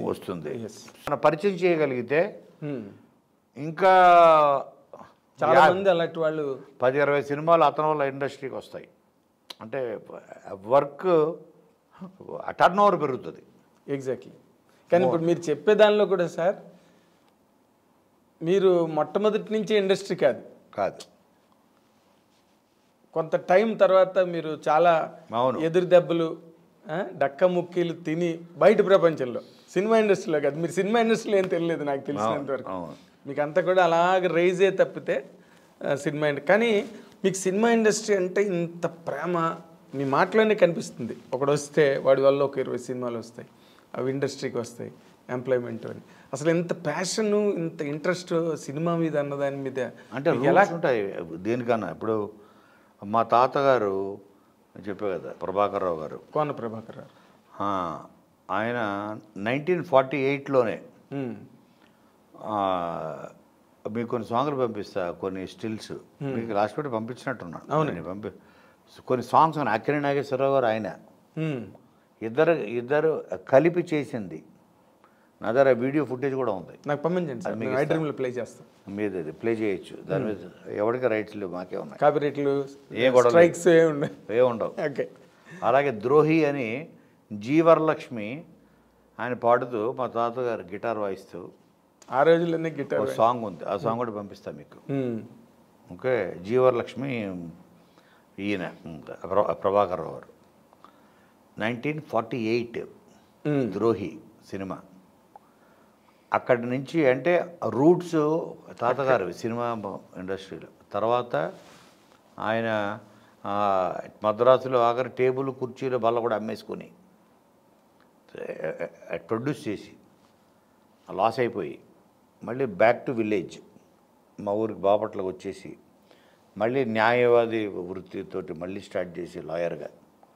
Then he became politician up to governor of 3 states. అవునండి. అంటే చెప్పేదంటే రూట్స్ ఉంటాయి చూసారా మనకి. ఇప్పుడు మనం ఎవ్రీ ఇయర్ సంవత్సరకం ఎటు పెడతాం ఎటువంటి పెద్దలకి. అవునండి. ఎవ్రీ ఇయర్ అప్పుడు మనం పితృదేవతలకు పిండాలు పెడతాం. అవును. అంటే వాళ్ళ తీరని కోరికలు చాలా ఉంటాయి. సో వాళ్ళు మన పితృదేవతలు, ఎందుకంటే వాళ్ళు చనిపోయిన తర్వాత దేవతలు అయిపోతారు. అంతే కదండి. మన తాతలు ముత్తాతల తాతలు, అవును, వీళ్ళల్లో ఈ ఎంటైర్ చైన్లో వాళ్ళందరి తాలూకా వాళ్ళ కోరికలు ఏమైతే ఉంటే ఆర్తి మన ద్వారా తీర్చుకుంటారు వాళ్ళు. Exactly sir, exactly. అది ఆ స్ట్రీక్, ఆ జీన్స్ అంటాం దాన్ని. అవును. అది మనలో కూడా ఉంటుంది. అయ్యో ఇటు మా తాత ఆయన వచ్చి యాజ్ డైరెక్టర్గా మంగళసూత్రం డైరెక్ట్ చేశారు. మంగళసూత్రం, అలాగే ఉయ్యాల జంపాల, తర్వాత excuse me please cinema title. బా ఆ రోజుల్లోనే ఎక్స్క్యూజ్ మీ ప్లీజ్, మీకు పోస్టర్ కూడా ఇస్తా. ఎక్స్క్యూజ్ మీ ప్లీజ్ ఆ సినిమా పేరు. ఓకే. అలాగే హీరోగా చేసి అల్టిమేట్గా ఆయన ఒక ఫెయిల్యూర్గా తిరిగి రావాల్సి వచ్చింది ఇట్ ఇండస్ట్రీకి. బట్ ప్యాషన్ ఉంటుంది చూసారా, అవును. ఆ ప్యాషనే ఒక తీరని కోరికగా మేబీ జీన్స్లో పాస్ ఆన్ అయిందేమో అది నాకు. అంతేనా? అంతే కదా. అంతే. ఇప్పుడు మనకి ఏదో ఒక రూట్స్ లేకపోతే నేను ఈ వరల్డ్లోకి రాను కదా. రారు అసలు. మీరు వేరే ప్రపంచం, మీరు వేరే గొడవ, marketing, MBA. Correct correct correct. అన్ని ఆ స్త్రీకి ఏదైతే ఉందో ఇన్ని చేసినా మళ్ళీ అది బలంగా మనల్ని తిరిగి లాగింది. ఆయన తాలూకా ఆయన వాంఛ అదే నేను ఫీల్ అవుతా. అంటే మీ తాతగారు కోన ప్రభాకర్ గారికి మీకు చాలా ఒక డిఫరెంట్ స్టైల్ ఆఫ్ కాంట్రాస్ట్ ఉంది. ఆయనేమో మొట్టమొదటి సినిమా ఇండస్ట్రీలోకి వచ్చి ఇక్కడ నిలదొక్కోలేక మళ్ళీ వెనక్కి వచ్చి అడ్వకేట్గా ఉండి మళ్ళీ రాజకీయాల్లోకి వచ్చి మినిస్టర్ కూడా అయినట్టున్నారు. ఫైనాన్స్ మినిస్టరే, తర్వాత ప్రెసిడెంట్, గవర్నరు, అన్ని హోదాలు చూసినట్టు ఇంకా కాంగ్రెస్ పార్టీలో ఆ రోజున. మీరేంటంటే మీరు ముందు బయట అంతా తిరిగి చదువు అని, సంజయ్ అని, ఇంకోటని, ఆ చదువు, ఆ ఉద్యోగం అని, ఉద్యోగం, వ్యాపారం అని, మధ్యలో ఇన్ని చేసి మళ్ళీ ఇండస్ట్రీ ఒళ్ళోకే వచ్చారు మీరు. కరెక్ట్. ఆయన సెక్షన్స్ వేరు, మీ సెక్షన్స్ వేరు. కరెక్ట్. నాకు ఎప్పుడు మీ గురించి ఆలోచించినప్పుడు, ఇప్పుడు మీరు చెప్తున్నప్పుడు కూడా నాకు అదే అనిపించింది. ఈ కాంట్రాస్ట్ గురించి మీకు ఏమనిపిస్తుంది సార్? లేదు, డెస్టినీ అది కాదు, ప్యాషన్ అన్నది. ఇప్పుడు నేను స్కూల్లో ఉన్నప్పుడు కూడా నేను కాలేజ్లో కల్చర్ సెక్రటరీ, నేను ఒక మ్యాగజైన్ రన్ చేసేవాడిని, మ్యాగజైన్ సెక్రటరీగా ఉండేవాడిని, దాంట్లో కవిత్వాలు రాసేవాడిని, నేను స్టేజ్ ప్లేస్ చేశాను, ఉస్మానియా యూనివర్సిటీలో గెలిచాను నేను. ఓకే. బెస్ట్ యాక్టర్గా, బెస్ట్ యాక్టర్గా గెలిచాను. ఓకే. అది మన గొయ్యి అని ఒక నాటిక, గొయ్యి మరుదూరి రాజా రాసింది. మరుదూరి రాజా ఎంఎస్ సరేంద్ర గారు బ్రదర్ మరుదూరి రాజా. సో అతను రాసింది. ఇలాగా నేను one part of cultural side ఈ రైటింగ్ అవ్వచ్చు, కవిత్వాలు రాసేవాడిని. నేను కాలేజీలో మ్యాగజైన్ రన్ చేశాను నేను, అందులో చాలా కవిత్వాలు అవి ఇవి రాసేవాడిని, స్టేజ్ ప్లేస్ చేసేవాడిని. బట్ అది ఎప్పుడు ప్రొఫెషన్గా తీసుకుంటానని నేను అనుకోలేదు, అలా అవుతుందని. అది కూడా మీ దగ్గరికి రాలే, కానీ ఒకటి దగ్గరికి ఏది లేకుండా మాత్రం అవరు, అది వాస్తవం. కాకపోతే మీ తాతగారికి మీకు మాత్రం ఒక మంచి పోలిక మాత్రం ఉంది. ఆయన సినిమాలు తీసి డబ్బులు పోగొట్టుకున్నారు, మీరు సినిమాలు తీసి. కరెక్ట్ తోకలేని పెట్ట. కరెక్ట్. ఫస్ట్ అదే టేక్ ఆఫ్ కదా, అదే టేక్ ఆఫ్. రాజకీయాల ద్వారా మీకు అంటుకున్నది అది. కరెక్ట్. వాళ్ళని మీరు క్యాంపెయినింగ్లకి గట్ట తీసుకెళ్ళడం ద్వారానే కదా మీరు అప్పుడు పరిచయం అయ్యి. సుబ్రహ్మణ్యం గారు. కరెక్ట్. అంటే మనకి మార్కెటింగ్ స్ట్రాటజీ తెలియక, అనుభవం లేక, అనుభవం ఉన్నవాళ్ళు పక్కన లేక, సినిమా బాగోలేక కాదు. నేను ఇప్పటికీ అమెరికా వెళ్తే అప్పుడు ఆ తర్వాత 93, 94 అమెరికా వెళ్ళినప్పుడు, అప్పుడు ఆ టైంలో డీవీడీలు ఉండేవి కదా. అవును. చాలామంది ఇళ్లలో ఈ డీవీడీ ఉండేది, అది చూపించేవాడు నాకు, తోకలైన పెట్టని. అవునా అంటే దాంట్లో చాలా ఫన్, దాంట్లో మొత్తం ఇండస్ట్రీ అందరూ ఉన్నారండి, ఆల్ కమెడియన్స్. మేము ఇప్పుడు నేను అప్పుడు జ్యోతి చిత్రలో చీఫ్ రిపోర్టర్గా ఉండేవాడిని. మేము రెగ్యులర్గా వచ్చేవాళ్ళం కవరేజ్కి. ఆ సినిమా కవరేజ్ చేసి వచ్చే బాబు మోహన్ పెట్టి ఏంటి ఒక ఐటమ్ సాంగ్ చేసాం. అదే బిగిను. బాబు మోహన్ పాటలు పాడడం అనేది సినిమాలు. అదే తర్వాత రావులమ్మకి ప్యారడీ సాంగ్ రాసి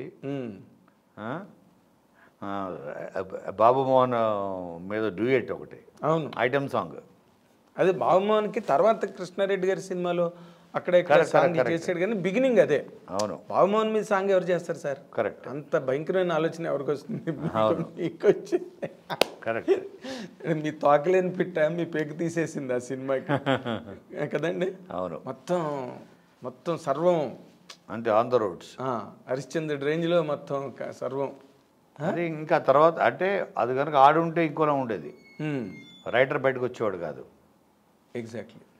సో దానివల్ల ఒక ఫెయిల్యూరు ఇంకొక సక్సెస్కి దారి తీస్తుంది. కానీ మధ్యలో వాయిడ్ ఉంది చూసారా, సినిమా ఫెయిల్ అయ్యి మీరు అలా డిసెండింగ్లోకి వచ్చేసి ఇల్లు అమ్మేసుకుని బంగారం అమ్మేసుకుని ఒక చిన్న కార్ షెడ్లోకి వెళ్ళిపోయి ఈ పీరియడ్ని భరించడం కష్టం కదా సార్. ఒక్కసారి మీరు వెనక్కి తిరిగి చూస్తే సార్ ఏమనిపిస్తుంది సార్? కరెక్ట్. ఏదన్నా ఇప్పుడు మీ పిల్లలు చక్కగా అమెరికాలోని లండన్లోని గట్టి ఎక్కడ చదువుకుంటున్నారు. అవును, వెరీ నైస్. అసలు ఇది నిజమైన సక్సెస్ స్టోరీ అంటే మన వాళ్ళు చాలా మంది రాస్తుంటారు కదా, is a great success story అండి. అవును, డెఫినెట్లీ గ్రేట్. ఇప్పుడు మీరు అదే చెప్తారు కదా, ఇప్పుడు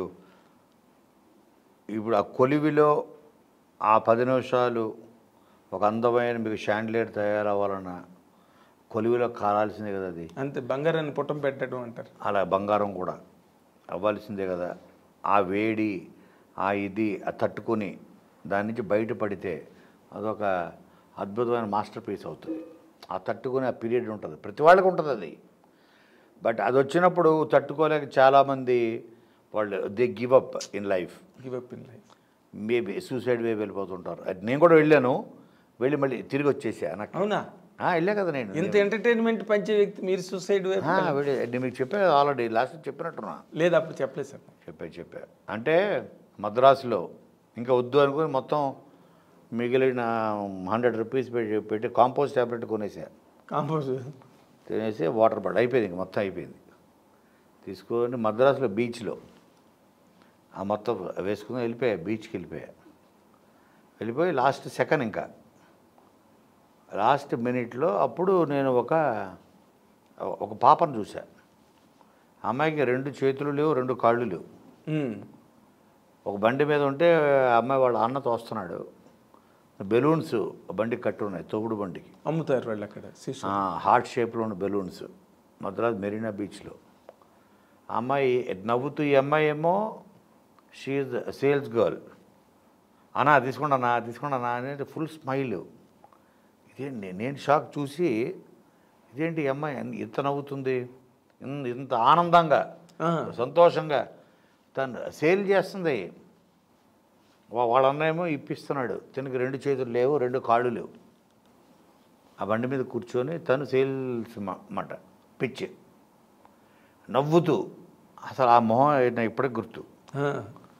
ఇదేంటి ఇంత సంతోషంగా ఎలా ఉంది, 2 చేతులు లేవు, 2 కాళ్ళు, మనకు అన్నీ ఉన్నాయి, మనకేం దరిద్రం, ఎందుకు చావాలి మనం అని అప్పుడు అది పడేసి అప్పుడు నేను వచ్చా బ్యాక్కి.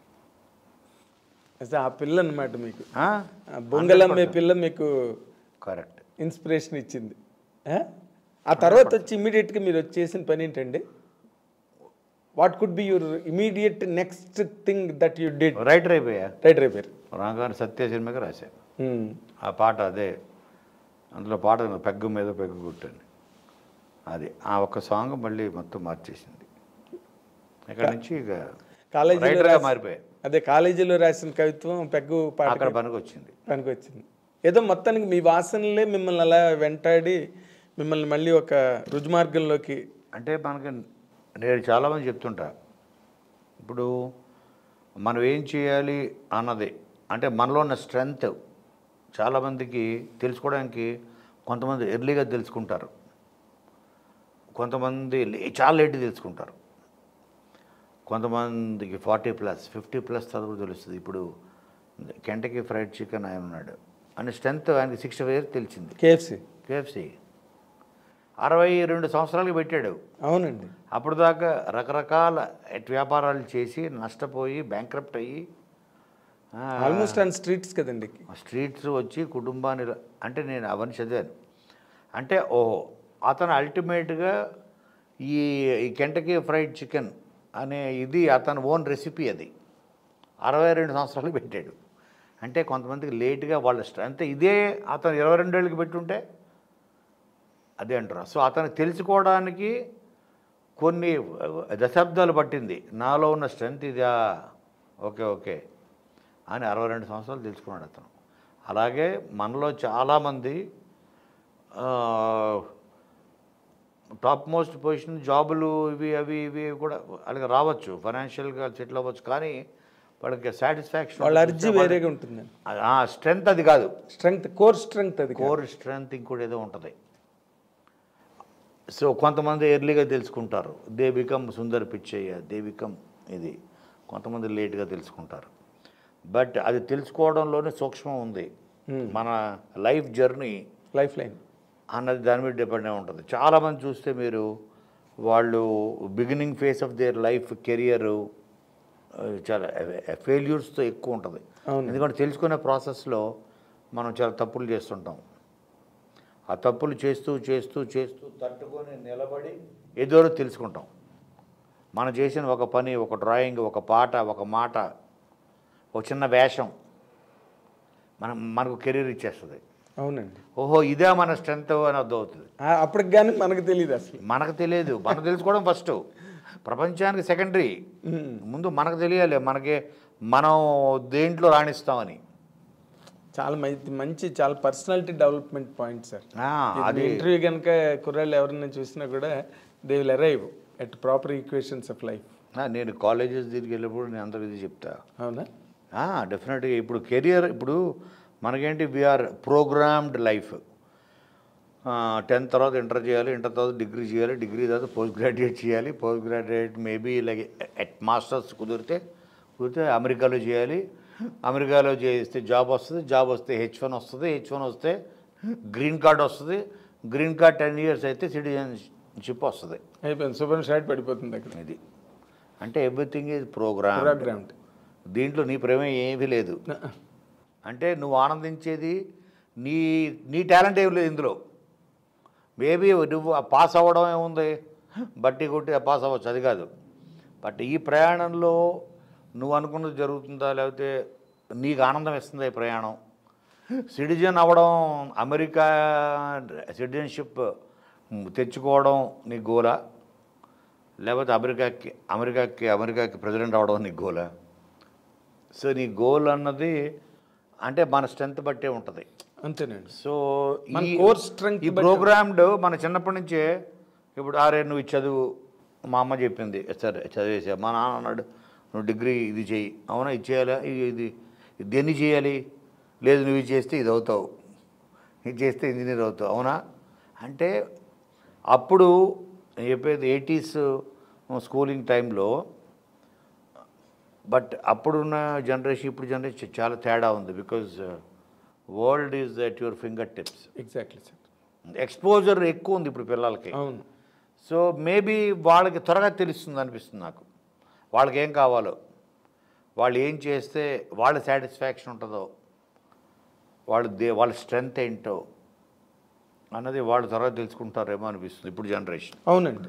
అప్పుడు మనకి గూగుల్ ఎక్కడ ఉంది, ఇంకోటి ఏం లేదు, నథింగ్. గూగుల్ ఎక్కడ, అంత గుడ్డి బతుకే. గూగుల్ కాదు, గుడ్డి బతుకు. ఆ పక్కింటోడు చెప్పాడు, వీడు చెప్పాడు, లేకపోతే మా మామయ్య చెప్పాడు, మా తాతయ్య చెప్పాడు అని మనం చదువుకుంటూ వెళ్ళిపోయాం. గుడ్డిద్ది చేతిలో పడింది. ఓహో లేదు అది. సో కాబట్టి అది మన స్ట్రెంత్ మనం తెలుసుకోవడంలోనే సగం జీవితం అయిపోద్ది. సగం జీవితం. దానికి మీరు perfect example sir, perfect example. మీరు మీ గురించి తెలుసుకో, ఆ పని ఏదో ముందే చేసి ఉంటే. రామ్ గోపాల్ వర్మ అన్న వ్యక్తి అమెరికాలో లేడు కదా, ఆయన మీకు చిన్నప్పటి నుంచి మొదటి నుంచి తెలిసిన. కరెక్ట్, అది నా స్ట్రెంత్ అని అది నాకు తెలియదు. అదే మరి అతను పరిచయం ఉన్నా. But is also great in way అండి. ఈ హాజ్ ఇమీడియట్లీ యాక్సెప్టెడ్ యూ రమ్మన్నాడు. బట్ సడన్గా ఎందుకు ఆయన దగ్గర నుంచి వచ్చేసారు సార్ మీరు? నేను రావడం అంటే ఏం లేదు, తను అప్పుడు ఇంకా బాంబేలోనే, తను అక్కడే ఉన్నాడు కదా. అవును. నాకు డబ్బింగ్ సినిమాలు ఎక్కువైపోతున్నాయి. సత్య తర్వాత మస్త్ అని, లోకేలి కుజ్బీ కరేగా, తర్వాత ఈ హిందీ ఫిలిమ్స్ అన్నీ తెలుగుకి ఎట్టిన రాసేవాడిని. డైలాగ్స్, పాటలు కూడా 30-35 సాంగ్స్ రాసుంటా. అవన్నీ కూడా డబ్బింగ్ సాంగ్సే. సో నాలో ఉన్న ఒరిజినాలిటీ ఎప్పుడు చెప్పాలి. సో ఇవి రాసే ప్రాసెస్లో కథలు కాదు, మాటలే. వాళ్ళు అక్కడ హిందీలో రాస్తే దానికి నేను అనువాదం, తెలుగు శాత. బట్ తెలుగులో నేను దాన్ని డబ్బింగ్ చేస్తున్నప్పుడు నా ఓన్ స్కూల్లోకి రాయడానికి ట్రై చేసేవాడిని, ఆ మీనింగ్ తీసుకోకుండా. మీనింగ్ అది అర్థం అదే ఉంటూ కథలో స్వేచ్ఛానువాదం అలా చేసేవాడిని. ఆఫ్టర్ ఎ పాయింట్ నేను ఓన్గా క్రియేట్ చేయగలను కదా అని రాముకి నో చెప్పలేక ఉండు అంటాడు కదా అంటాడు. అందుకని ఉండు అంటే నేను మళ్ళీ ఉండిపోవాలి. అందుకని వచ్చేసి చెప్పబెట్టండి వచ్చా. అదే రాత్రి అవును. అప్పుడు అనుకుని సడన్గా మీరు అక్కడ డిసపేర్ అయిపోయారనే. అంతే డిసపేర్ అయిపోయి ఇక్కడ వచ్చేసా. పూరి రాగానే ఇంక మళ్ళీ పూరి దగ్గర ప్రయాణం, శివమణి, అమ్మా నాన్న తమ్ముడు అమ్మాయి. కానీ మరి సార్ మీరు 35 పాటలు రాశారు. పైగా రామ్ గోపాల్ వర్మ గారు ఏమి ఆషామాషి చిన్న స్థాయి డైరెక్టర్ కాడు, నేషనల్ లెవెల్లో షేక్ చేస్తున్న డైరెక్టరు. అలాంటి అక్కడి నుంచి వచ్చి మళ్ళీ పాటల వైపు ఎందుకు వెళ్ళలేదు సార్? అది నాకు చాలా టీడియస్ అనిపించింది, చాలా చాలా కష్టం అనిపించింది. అంటే నెంబర్ ఆఫ్ డేస్ నాకు ఎక్కువ పట్టేసేది. నేను ఒక పాట రాయడానికి కనీసం నాకు 3-4 డేస్ పట్టేది, 5 డేస్, అప్పుడప్పుడు 1 వీక్. ఆ స్ట్రగుల్ అయ్యేవాడిని. అప్పుడు నేను స్లోగా ఎప్పుడైతే కథలు రాయడం నేను స్టార్ట్ చేశానో, పాట రాయడం కన్నా మనకి స్టోరీ రాయడం చాలా ఈజీ అనిపించింది. సో కథలకి ఎక్కువ గిరాకీ ఉంది. అవును. ఒక పాట రాస్తే ఎంత ఇస్తారు? సో దాని బదులు దానికి ఎక్కువ శ్రమ పెట్టాలని అనిపించింది. అందుకని స్లోగా దానివైపు నేను తగ్గించేసుకున్నాను ఇంట్రెస్ట్. అండ్ తర్వాత నాకు మళ్ళీ కోర్ స్ట్రెంత్ మళ్ళీ అర్థమైంది. నా కోర్ స్ట్రెంత్ డైలాగ్ అని, నా కోర్ స్ట్రెంత్ స్క్రీన్ ప్లే అని. సో అలాగే ఓకే, ఇది అందులో మళ్ళీ రైటింగ్లో కూడా మన స్ట్రెంత్లు కొన్ని ఉంటాయి. అవునండి, అవును. అవి అర్థం చేసుకోవడంలో అలాగ మనం ఆ న్యూక్లియర్ వైపు మనం ప్రయాణించాలి. ఆ న్యూక్లియస్ పాయింట్ దగ్గర రీచ్ అవ్వాలి. అంతే, రీచ్ అవ్వాలి. దెన్ విస్ఫోటం, అదే డెస్టినేషన్. ఎగ్జాక్ట్లీ. ఏం సార్ రైటింగ్లో కూడా ఇప్పుడు మీకు కథ రాయొచ్చు, మాట రాయొచ్చు, పాట రాయొచ్చు, స్క్రీన్ ప్లే రాయొచ్చు, చాలా రాయొచ్చు కదా. అవును కదా. సో దాంట్లో కూడా మళ్ళీ మన స్ట్రెంత్ ఏంటి అది తెలుసుకోవడానికి కొంత టైం పట్టింది. ఓకే, డైలాగ్స్ మన స్ట్రెంత్, స్క్రీన్ ప్లే కథను అందంగా ఎలా చెప్పాలి అది మన స్ట్రెంత్. ఇలాగ తెలుసుకుంటూ మనల్ని మనం ఏమంటారు ఎవాల్వ్ అవుతూ ఉంటాం కదా. అవునండి, ఇట్స్ అన్ ఎవల్యూషన్. అవును. రైటర్గా మన ప్రయాణం స్టార్ట్ చేసిన తర్వాత కూడా మనకే ఇప్పుడు ఈవెన్ యాక్టర్స్ కూడా వాళ్ళు ముందు సినిమాలకి ఇప్పుడు సినిమాలకి మెచ్యూరిటీ లెవెల్ చూస్తే పెర్ఫార్మెన్స్ ఇదేంటి అప్పుడు చాలా ఇమెచ్యూర్ చేశారనిపిస్తుంది. ఎందుకంటే దే ఎవాల్వ్ దెమ్సెల్వ్స్. అవును. అలాగా నన్ను నేను తెలుసుకుంటూ, నన్ను నేను శోధించుకుంటూ, మిమ్మల్ని మీరు రీచ్ అయ్యారు లాస్ట్లో. అలా రీసెర్చ్ చేసుకుంటూ మనల్ని మనం రీచ్ అవ్వడమే సక్సెస్. అంతే కదా సార్. ఇప్పుడు నార్మల్గా మీరు అందరితోని పెద్ద హీరోలు అందరికీ వర్క్ చేశారు. మీరు రాసిన డైలాగులు కానీ లేకపోతే మీరు రాసిన వర్క్లు కానీ ఎవరికి బాగా సూట్ అయ్యి హిట్లు అవ్వడం వేరే అండి. ఇవన్నీ హిట్లే. బట్ మీరు పర్సనల్గా కనుక if you take a call, నాకు వాళ్ళతో బ్రహ్మాండంగా సూట్ అయిందండి కాంబినేషన్ అంటే ఎవరితో చెప్తారు సార్? అంటే నాకు బిగినింగ్ స్టేజ్లో నాకు రవితేజ్కి బాగా, అంటే ఓహో నేను తన స్టైల్కి బాగా అడాప్ట్ అయ్యే రైటర్ని నేను అనిపించింది నాకు. అంటే రవికి ఏంటో ఒక స్టైల్ ఉంటుంది, ఒక క్యాజువల్ హీరోయిజం. అది క్యాజువల్ హీరోయిజం. తను పట్టి చెప్పడు, చాలా క్యాజువల్గా ఫ్లో, ఈజీ, చాలా కొలోక్యల్ హీరోయిజం. దానికి నా రైటింగ్ బాగా సూట్ అయ్యేది అనిపించింది బిగినింగ్. అందుకనే ఎక్కువ ఫిలిమ్స్ తనక రాశా. అవునండి. నాకు తెలిసి లాస్ట్ ఫిలిం వాజ్ బలుపు డైలాగ్. సో బలుపు వరకు, బలుపు కానీ అమ్మా నాన్న తమిళమే కానీ తర్వాత చాలా రాశారు తనకి, డాన్ సీను, ఇవన్నీ. సో తనకి బాగా నా రైటింగ్ తనకు సూట్ అవుతుంది ఓకే అని నాకు అనిపించింది. ఆ తర్వాత యాజ్ ఐ మూవ్డ్ ఆన్, ఎన్టీఆర్కి ఆ హీరోయిజం ఐ స్టార్టెడ్ ఎంజాయింగ్. ఎన్టీఆర్కి రాయడం అన్నది ఒక ఛాలెంజ్ లాగా నేను ఫీల్ అయ్యేవాడిని. ఎందుకండి? ఎందుకంటే తనకున్న ఆ మాస్ బేస్ ఎక్కువ కదా. మాస్ బేస్ ఎక్కువ. ఆ మాస్ బేస్లో వాళ్ళతోటి విజిల్ వేయించుకోవాలంటే ఈ క్యాజువల్ రైటింగ్ పనికిరాదు. అతను కొంచెం కన్వెన్షనల్గా ఉంటుంది. అదే కొంత బల్లగుద్దినట్టు చెప్పాలి డైలాగ్స్. అవి నేను సాంబా నుంచి స్లోగా తనకి, అందుకనే తనకి 4 ఫిలిమ్స్ రాశా. అలాగే తనకు ఒక స్టోరీ డిజైన్ చేయాలనిపించి అప్పుడు నేను అదుర్స్ స్టోరీ, దానికి కథా మాటలు నేనే. అవునండి. సో తను ఇలాంటి క్యారెక్టర్ చేస్తే బాగుంటుంది అని కానీ అది అల్టిమేట్ సార్. అల్టిమేట్. ఈరోజు జూనియర్ ఎన్టీఆర్ సినిమాల్లో ఆయన చెప్పుకోవాలంటే ఆయన అభిమానులు కానీ మనలాంటి జనరల్ ఆడియన్స్ కానీ మాలాంటి అల్టిమేట్ ఫిల్మ్ అది నిజంగా. ఇప్పుడు వినాయక్ కానీ వినాయక్కి తర్వాత వాళ్ళిద్దరూ చాలా బ్లైండ్గా నమ్మారు. అవును. అండ్ ఆ టైంలో ఏంటంటే అండ్ తెలుగు ఇండస్ట్రీలో నాకు తెలిసి ఆ క్యారెక్టర్ని తను తప్ప ఎవరు క్యారీ చేయలేరు, ఎవరు చేయలేరు, ఇంపాసిబుల్. ఇప్పుడు ఆ వాక్ శుద్ధి కూడా తనకు ఉంది, ఆ బ్రాహ్మణీకం అన్నీ మొత్తం పలికించాడు. తను ఆ క్యారెక్టర్లోకి పరకాయ ప్రవేశం చేసేసాడు. చేసేసి ఆ చారీ అన్న క్యారెక్టర్ని తను క్యారీ చేసిన విధానం ఇప్పటికీ అమెరికాకి వెళ్ళిన ఇక్కడికి వెళ్ళినా చాలామంది సార్ మళ్ళీ ఎప్పుడు అదర్స్ 2 ఎప్పుడు ఇప్పటికి అడుగుతుంటారు. మరి అది ఆలోచించలేదు సార్ మీరు? ఆలోచించా ఈసారి తను అమెరికా వెళ్ళాలి, ఒక వ్రతం పెళ్ళి ఒప్పుకుని వెళ్తాడు అమెరికాకి ఏనోడు అనుకున్నారా?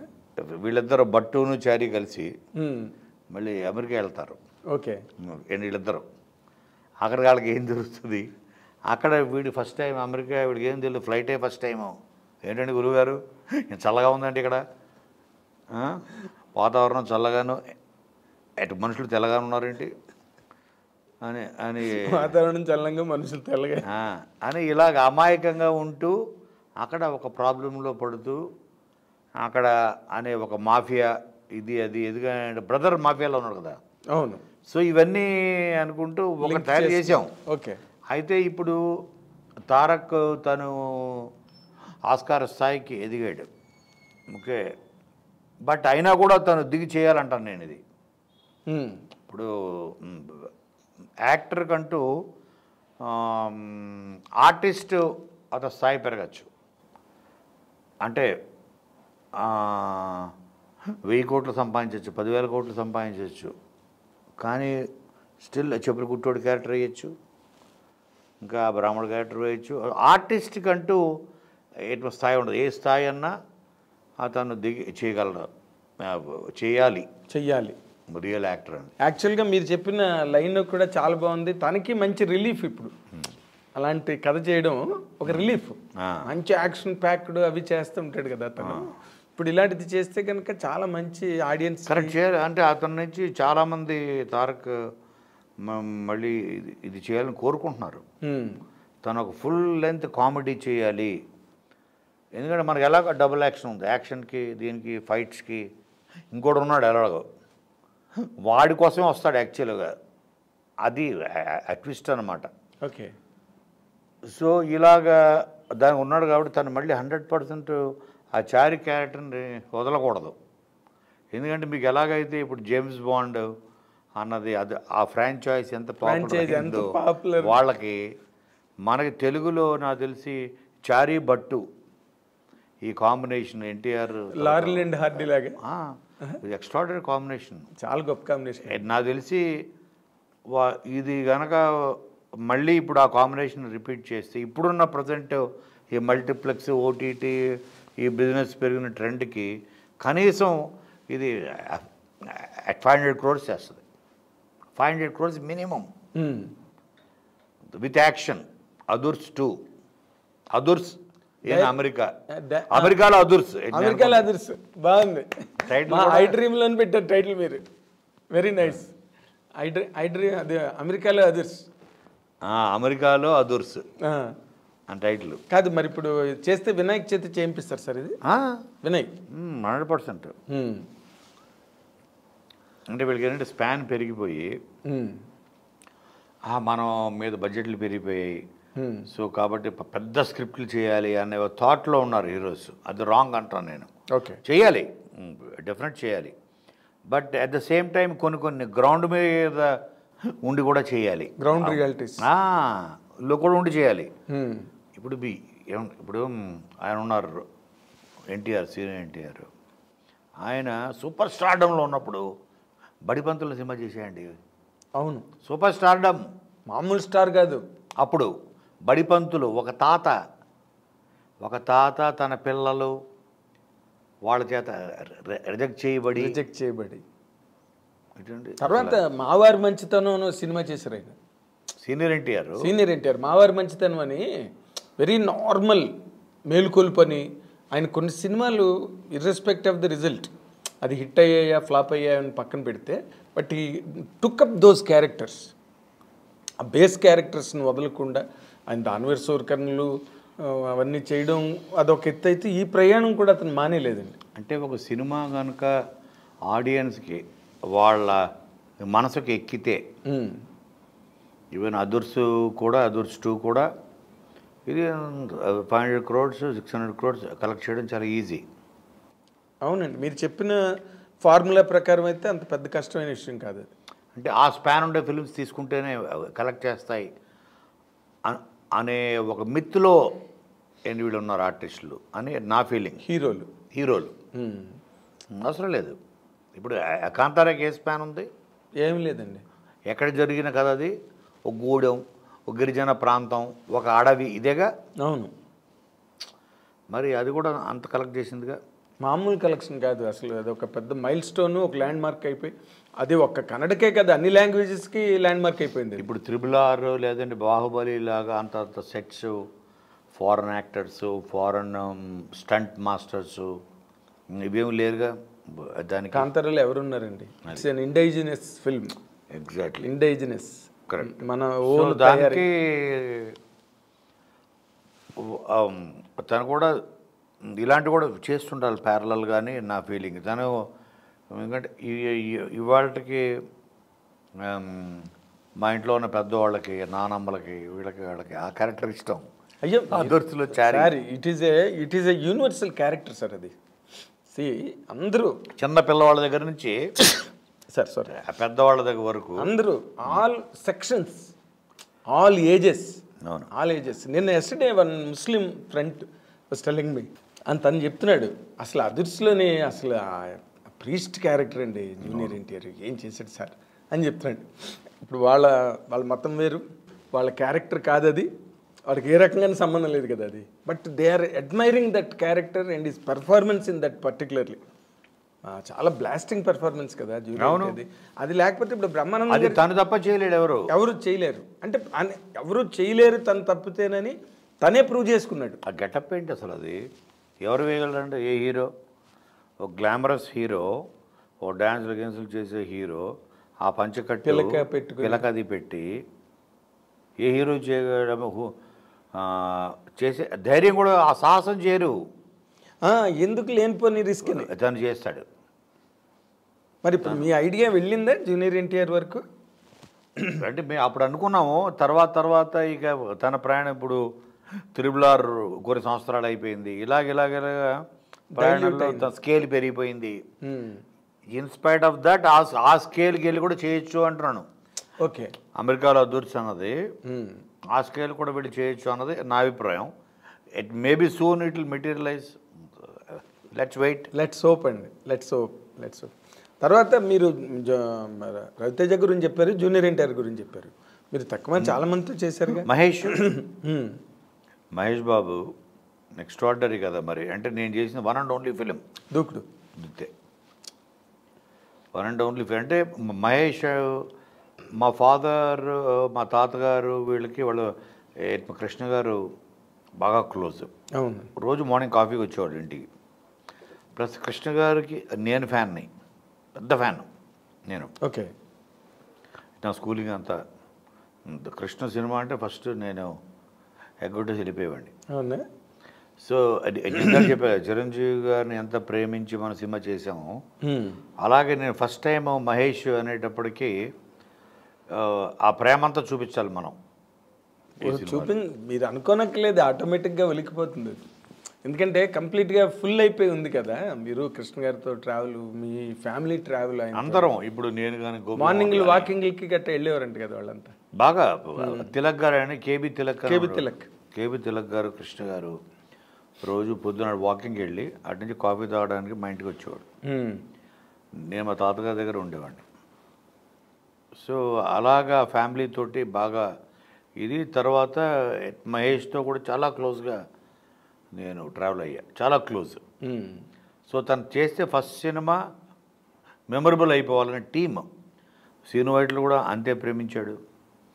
అలాగే గోపి మోహను, నేను అవును, అందరం ఇప్పుడు ఎలాగైతే వాల్తేరు వీరయ్యకి టీం వర్క్ మాకు ఎలా సెట్ అయిందో దూకుడుకి ఎలా సెట్. దూకుడుకి ఎలా సెట్ అయింది చూడండి, అద్భుతం. అవును, అందుకని అద్భుతం జరిగింది. అద్భుతం జరిగింది. ఆ చిన్న చిన్న బిట్లు కూడా ఈ ఫేస్బుక్లోనే గట్టా వస్తే చూడడానికి భలే రిఫ్రెషింగ్గా ఉంటాయి సార్ ఆ సీన్లని. పోలీస్ అని అవును, ఆ డైలాగ్ మర్చిపోలేము ఇప్పటికీ కూడా. మీరు డాన్ సార్ అంతే డాన్ అని బ్రహ్మానందం డైలాగులు. అవును, మళ్ళీ వేసాడు రా అని ఒక డైలాగ్ ఉంది చూడండి, అవును, అది ఎంతమంది ఎన్ని రకాలుగా పాడారో. మళ్ళీ వేసాడు రా అని, అబ్బాబ్బా ఏం టైమింగ్ సార్ అని మహేష్ బాబు. ఆ సీన్లన్నీ అంటే చాలా జనరల్గా క్యాజువల్ అండి. మహేష్లో ఇప్పుడు నేను చెప్పే కదా అందరిలో ఏంటో స్ట్రెంత్ ఉంటుందని. మహేష్లో ఉన్న భయంకరమైన స్ట్రెంత్ ఏంటంటే తన కామెడీ టైమింగ్. తన అవతలడికి పనిచేసినట్టు అవతలడు కూడా తెలియదు, అవతలడి మీద పనిచేస్తాడు అంత అంత షార్ప్గా సీరియస్గా వేస్తాడు. సీరియస్గా వేస్తాడు. అది వాడికి తెలియదు, అందరికి అర్థం అవుతుంటుంది. అది ఆ సినిమాలో వాడుకున్నాం. ఎస్, ఆ సినిమాలో ఆ పద్మశ్రీ క్యారెక్టర్ పెట్టి బ్రహ్మానందం అది వాళ్ళందరూ రియాలిటీ షో అని పెడతారు కదా, ఆ క్యారెక్టర్ ఏదైతే ఉందో అది మహేష్కి ఫస్ట్ టైం తను ఓపెన్ అయ్యి జనరల్గా టైమింగ్ జనరల్గా మాట్లాడడం అది బాగా చేయించాడు సీను. ఎక్స్ట్రాడినరీగా తనతో పెర్ఫార్మెన్స్ ప్లస్ దాని తగ్గట్టు ఒక పర్ఫెక్ట్ టీం వర్క్ సెట్ అయింది. అవునండి, అంటే హోల్సమ్గా కనిపిస్తుందండి ఫిల్మ్. అందులో ఇది లోపము అని ఉండదు, అన్ని perfectly gathered, perfect setup cinema మొత్తం అంతా కూడా. అంత బాగా ఉంటుంది సినిమా. డెఫినెట్. ఇది before we conclude the session నేను ఒక పాయింట్ మీకు ఇన్కన్వీనియంట్ కాదనుకుంటే, మీరు ఇంతమందిని ప్రేమిస్తారు, ఈ అసోసియేషన్స్ అన్నిటినీ కూడా నెమరు వేసుకుంటారు, మళ్ళీ చెయ్యాలి, మళ్ళీ రావాలి, బ్యాక్ అండ్ ఫోర్త్ మీ మనసు ఎప్పుడు అలాగా ముందుకి వెనక్కి ప్రయాణిస్తూనే ఉంటుంది. సీను వైట్లతో మళ్ళీ కాంబినేషన్ రాదా సార్ మీకు? అంటే రాదు అనడానికి ఏముంది ఇందులో, దేనికన్నా ఆ రైట్ టైం రాలేదు అంతే. అంతేనా? టైం రాలేదు తప్ప ఇంటెన్షన్ ఏం లేదు. అంతేనా? మీరు స్పీకింగ్ టర్మ్స్లోనే ఉన్నారా?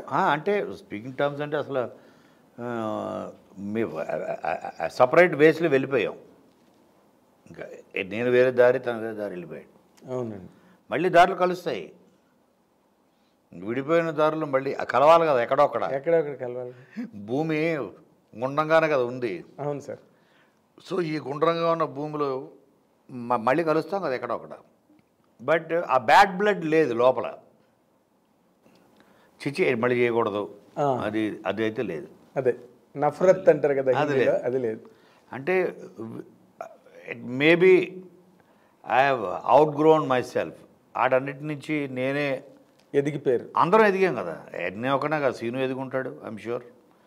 అలాగే సో మేబీ ఆ టైము, ఆ సందర్భం అనేది మెయిన్ అండి. అని సమయం, సందర్భం అంటారు.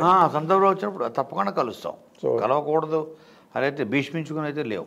అదే తను కూడా maybe that magic it might repeat again. అవునండి, తను కూడా ఏదో ప్రాజెక్టు ప్రిపరేషన్లో ఉన్నాడు. ఏంటి షూటింగ్లో ఉంది? అదే షూటింగ్ జరుగుతుంది, షూటింగ్లో ఉంది గోపిచంద్ హీరోగా. అవునండి. తనలో ఒక ఎక్స్ట్రాడినరీ టైమింగ్ ఉంటుంది, కామెడీ టైమింగ్. సో దానికి ఆ టైమింగ్కి నా రైటింగ్ హెల్ప్ అయింది. Correct sir. సో అందుకని సింక్ ప్రతి డైరెక్టర్కి ఒక టైమింగ్ ఉంటుంది. అది నేను చాలా ఫ్యూ డైరెక్టర్స్తో సింక్ అయ్యాను. ఓ సీను వైట్ల, ఒక వివి వినాయక్, వీళ్ళతో ఓ పూరి. సో వీళ్ళతో సింక్ అవ్వగలిగింది ఎందుకంటే నా రైటింగ్కి వాళ్ళ టైమింగ్కి సింక్ అయింది. బాబీతో మీ ట్రావెల్ ఎలా ఉంది? ఎక్స్ట్రాడినరీ. అంతేనా? అంటే ఈ టైమింగ్ అవన్నీ కూడా. Bobby is from my school అని ఫీల్ అవుతా కదా నేను. తను నా దగ్గర అసిస్టెంట్గా తను 5 years అసిస్టెంట్ రైటర్ చేశాడు నా దగ్గర. ఓకే. నాకు అసిస్టెంట్గానే తెలిసి అదూర్ సప్పుడు కూడా నాకు అసిస్టెంట్గా ఉన్నాడు, బాబీ అసిస్టెంట్గా ఉన్నాడు, హరీష్ అసిస్టెంట్గా ఉన్నాడు, అదూర్ సప్పుడు. సో బాబీ అన్నది నేను ఇప్పుడు ఒక పర్ఫెక్ట్, ఇప్పుడు ఏంటి, నేను నా అసిస్టెంట్ దగ్గరే ఇప్పుడు నేను జీతం తీసుకుని పనిచేస్తున్నా.